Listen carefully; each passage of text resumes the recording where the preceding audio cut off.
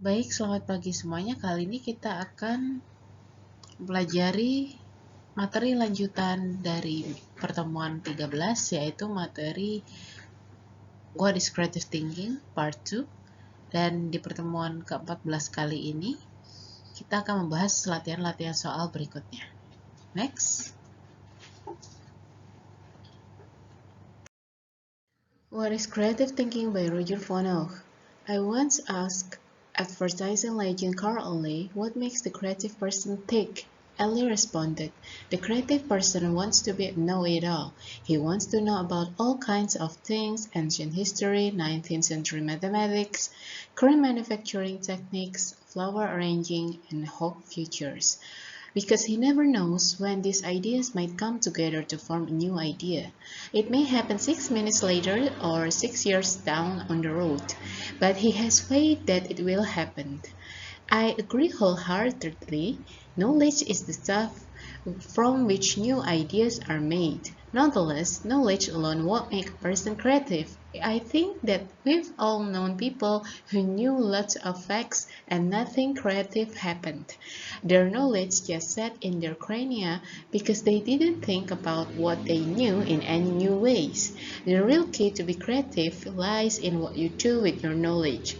Creative thinking requires an attitude that allows you to search for ideas and manipulate your knowledge and experiences. With this outlook, you try various approaches, first one, then another, often not getting anywhere. You use crazy, foolish, and impractical ideas as stepping stones to practical new ideas. You break the rules occasionally and explore for ideas in unusual outside places. In short, by adopting a creative outlook, you open yourself up both to new possibilities and to change. Next. A good example of a person who did this is Johan Gutenberg.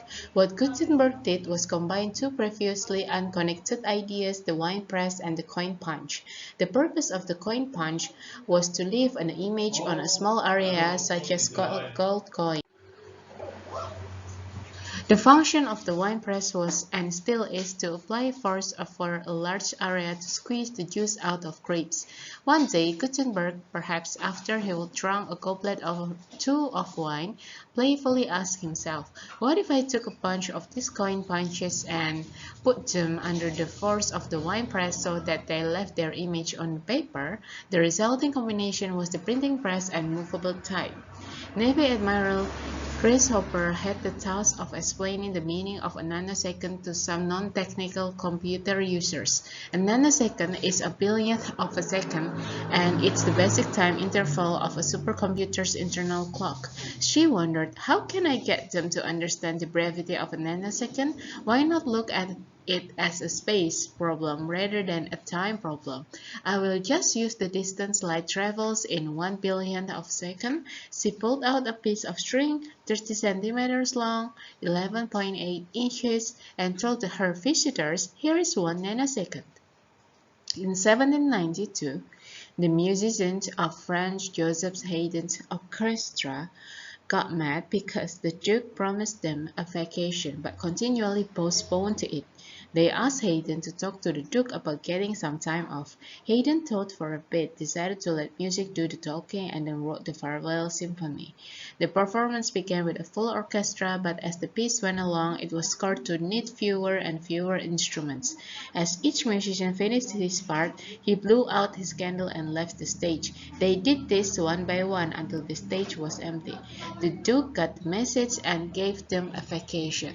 So all of these texts are trying to explain about how a person managed to improve their creative thinking skills, but not always based on the facts that they know, but based on what can they do with the knowledge that they have and be more creative with it.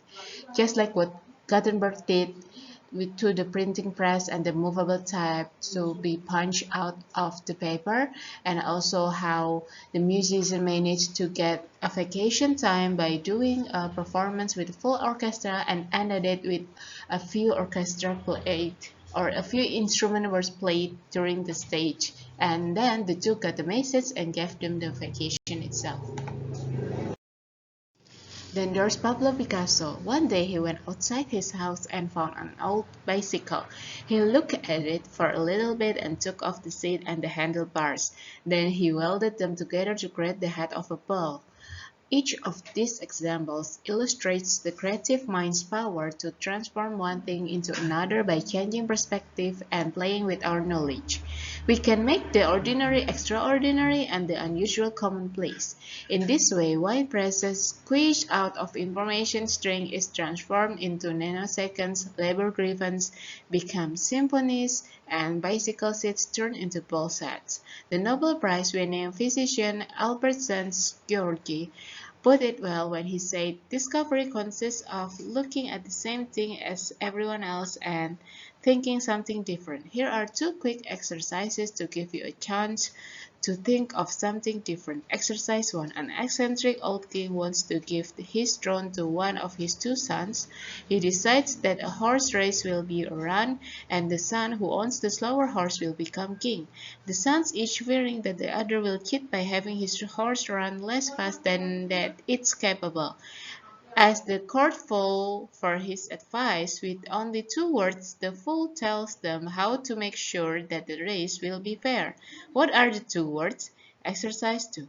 Can you think of a way in which you put a sheet of newspaper on the floor so that when the two people standing face to face on it, they won't be able to touch one another? Cutting or tearing the paper is not allowed.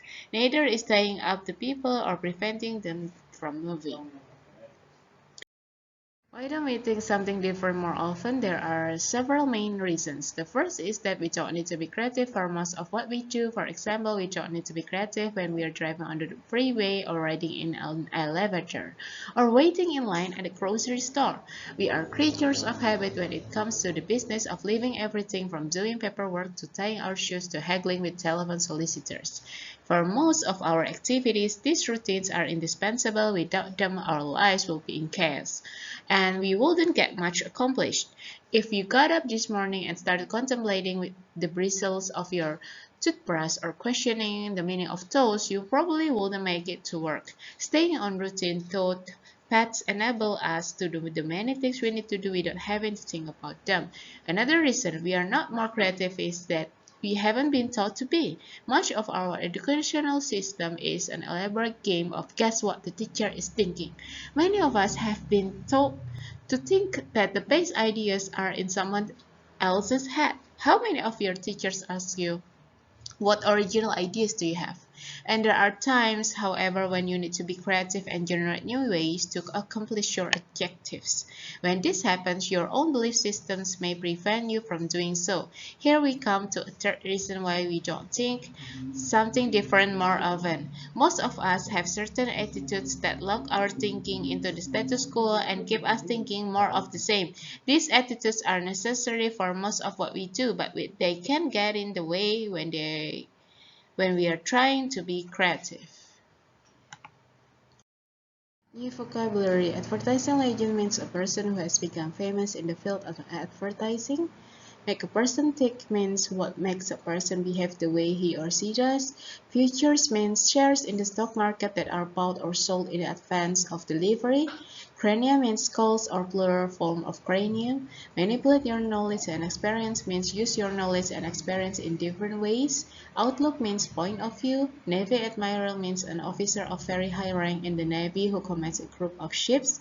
Scored means written in musical notation format with specific part for each instrument. New vocabulary. Put it well means express the idea well, make the point. Eccentric means having some strange or unusual ideas or ways of doing things. Freeway means a large highway with no tolls. Haggling means arguing usually over money. And status quo from Latin means the way things are. Figures of speech. A figure of speech is a way of using words creatively. Some figures of speech, like metaphors and similes, make a comparison between two unlikely things. For example, number 1, he has a heart of stone. And number 2, she can run like the wind.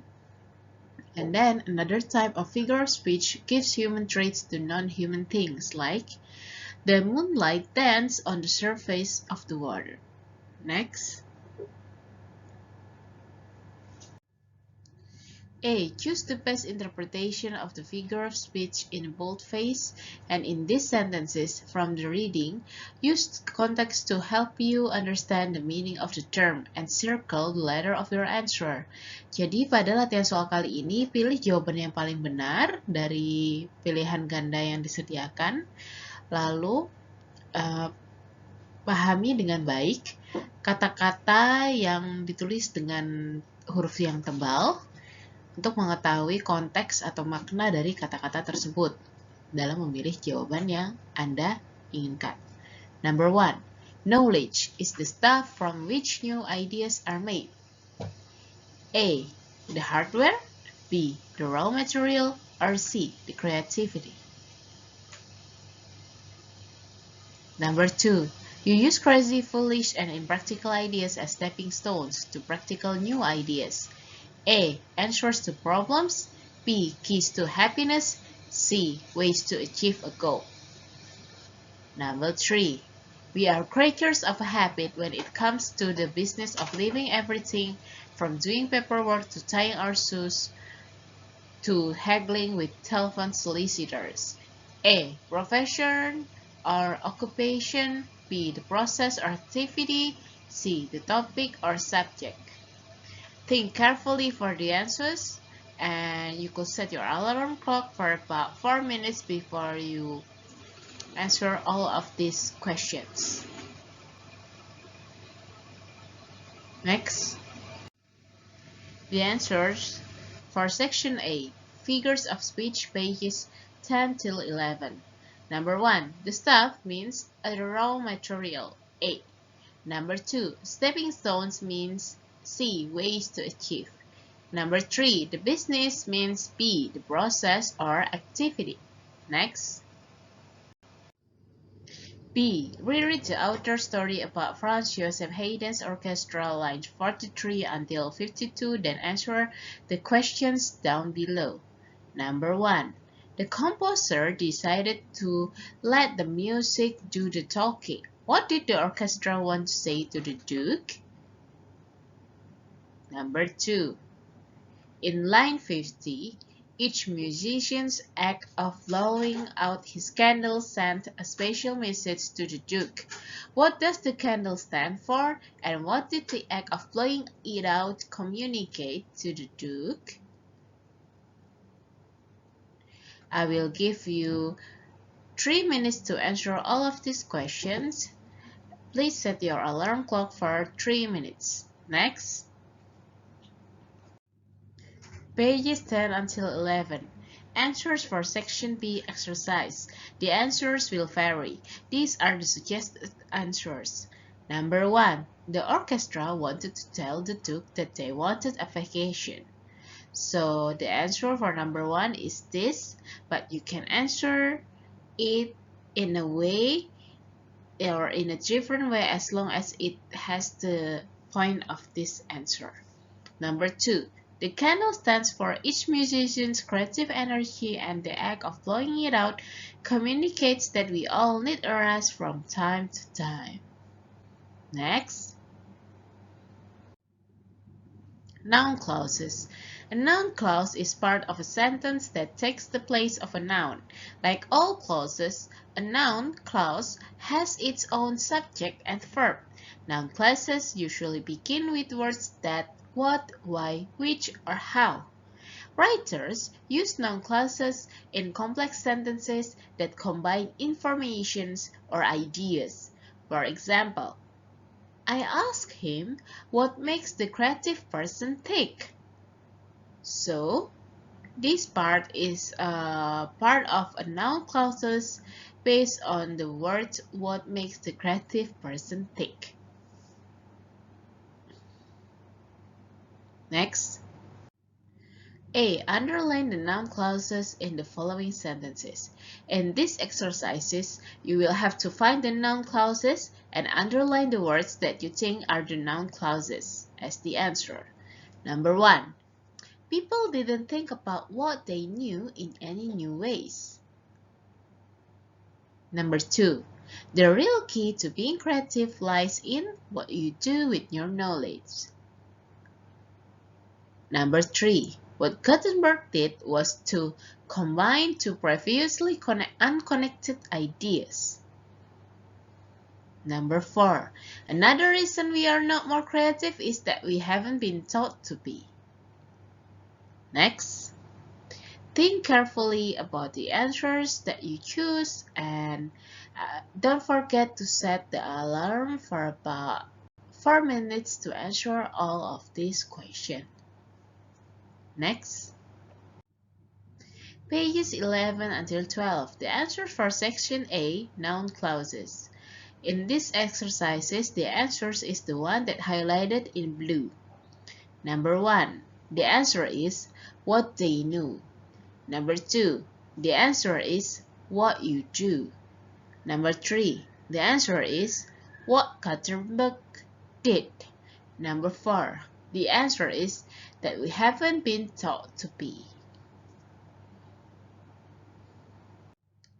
Okay, thank you so much for your attention, and here are the tasks for this week meetings. The students need to fill in their attendance on the e-learning Unpak for the 14th meeting, and the students also had to watch the lecture video for the 14th meeting and send a photo of you watching the lecture video. Students also need to submit their video presentation tasks based on their group tasks before 18 June 2021. And the students need to attend and do the reading quiz on the 15th meeting. Good luck everyone and have a good day. See you soon on the next Zoom meeting for the 15th meeting.